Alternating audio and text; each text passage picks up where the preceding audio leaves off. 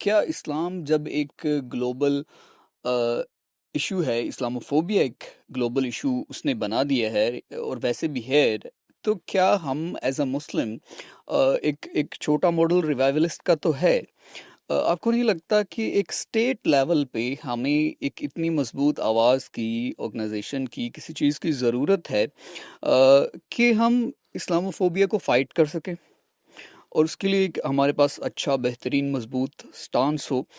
اس کی ایک example before کہ آپ اپنے کامنٹس دیں، اس کی ایک ایگزامپل بھی میں نے دیکھی یو ایس میں، ایک جو ہے وہ اسکالر ہے، ملک ملک عبدل، آئی تھنک اس کا نام ہے ملک مجاہد، اس طرح کر کے اس کا نام ہے، ملک عبد المجاہد ایسے کر کے اس کا نام ہے۔ اس نے ایک parliament of the world's religions ایک پلیٹ فارم ہے، اس میں وہ انٹرفیتھ جو ہیٹ ہے اس پہ وہ کام کرتے ہیں، اس کو کم کرنے کے لیے، اور اس کا جو وائس پریزیڈنٹ ہے وہ ایک جوئش رابی ہے، ٹھیک ہے؟ تو وہ اس امریکہ جیسے ملک میں ایک چیز ہو رہی ہے کہ جو انٹرفیتھ ہیٹ کو کم کرنے کے لیے کام کر رہی ہے، تو کیوں پاکستان سے جو کہ اسلام کے نام پہ بنا، کیوں کچھ ایسا نہیں ہے کہ جو کہ ایک اسلاموفوبیا جیسے گلوبل ایشو کو ایڈریس کرنے کے لیے ہمارے پاس اتنی مضبوط آواز کیوں نہیں ہے؟ جبکہ اگر ہم ایک چھوٹے سے پلیٹ فارم سے اگر بات کرنے کی کوشش کر رہے ہیں تو اس میں بھی ہمیں مسائل آ رہے ہیں۔ آئی تھنک یہ پبلک پرسیپشن کے حوالے سے ایک چیز ہوتی ہے، لیکن ادارتی سطح پہ اگر دیکھا جائے تو اسلاموفوبیا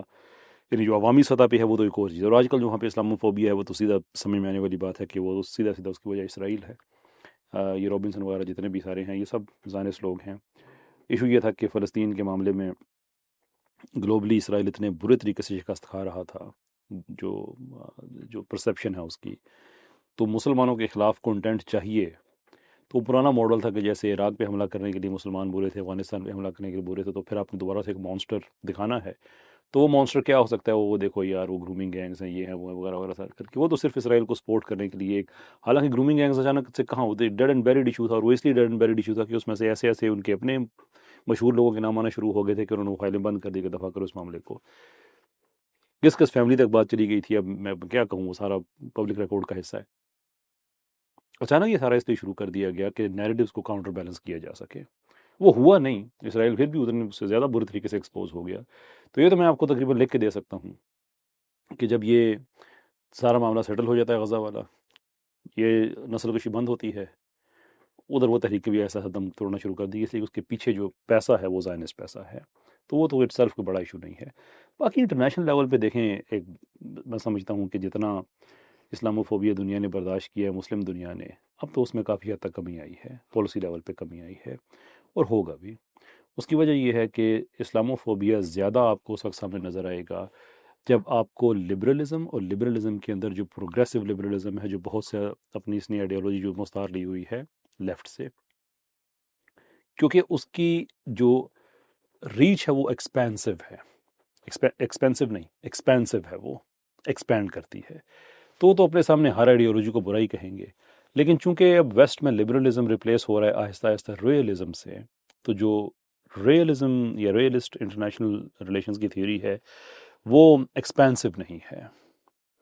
وہ اپنے ریاست کے انٹرسٹس تک محدود، اور مطلب وہ گلوبلائزیشن کی آئیڈیالوجی میں اتنے نہیں ہیں فرم جتنے لبرلز ہیں، تو اس لیے آہستہ آہستہ جو دنیا میں اسپیس بنتی جا رہی ہے، مسلمز اس کو کنٹرول کرتے جا رہے ہیں، slowly but surely things are getting better. Qatar نے اتنے زیادہ تحفے دیے امریکہ کو، اب امریکہ میں ایک صدارتی آرڈر ہے کہ قطر پہ حملہ، امریکہ پہ حملہ تصور کیا جائے گا۔ اب یہ باتیں اب 2010 میں نہیں سوچ سکتے تھے، so things are getting better, وہ گلی محلے کے لیول پہ of course. Even things are getting better, لیکن میرا جو مقصد ہے آپ سے بات کرنے کا اس بات پہ، وہ یہ ہے کہ کیوں ایک ورلڈ لیول پہ، گلوبل لیول پہ ایک، کیا آپ کو لگتا ہے کہ ایسی کسی فورس کی، ایسی کسی آرگنائزیشن کی ضرورت ہے جو کہ مجھے لگتا ہے کہ ایک انڈیویجول کی پاور؟ لابینگ کی ضرورت ہے، that's only thing we need. جب آپ فار ایگزامپل، ہم سب سے زیادہ ہمارے پاس جو اس وقت اسکل جس کی کمی ہے وہ لابینگ کی ہے، ہم مسلمانوں کے پاس، پاکستان کے اندر بھی، پاکستان کے باہر بھی۔ ابھی آپ دیکھیں حدیقہ کیانی صاحبہ، اللہ تعالیٰ ان کو خوش رکھے، انہوں نے سیلاب کے معاملے میں لوگوں کی مدد کی، میرے خیال میں 2-3 اور ایسے لوگ ہوں گے جن کی شناخت یہ نہیں ہے کہ یہ مذہبی لوگ ہیں تو سارے مسلمان، لیکن ایک وہ نہیں ہے کہ یہ کوئی اسلام کے سسٹم یا ویسی بات. ہمارا سارا میڈیا سیکولر جتنے ہیں وہ، حالانکہ مذہبی جماعتوں نے جتنا، میں اس پہ ایک ڈاکومنٹری پروڈیوس کر رہا ہوں، سیلاب کے موقع پہ جتنا مذہبی جماعتوں نے سرو کیا ہے ہماری ریاست بھی نہیں کر سکی. سب مذہبی جماعتیں آن دا پی آر فرنٹ زیرو، کوئی بات نہیں کرنے والا. کراچی میں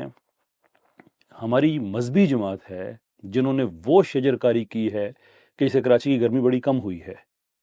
یہ بات آج پاکستان میں آپ رینڈم لوگوں سے پوچھو کہ پتہ نہیں یار کس نے کی ہے. ہم لابنگ نہیں کرتے،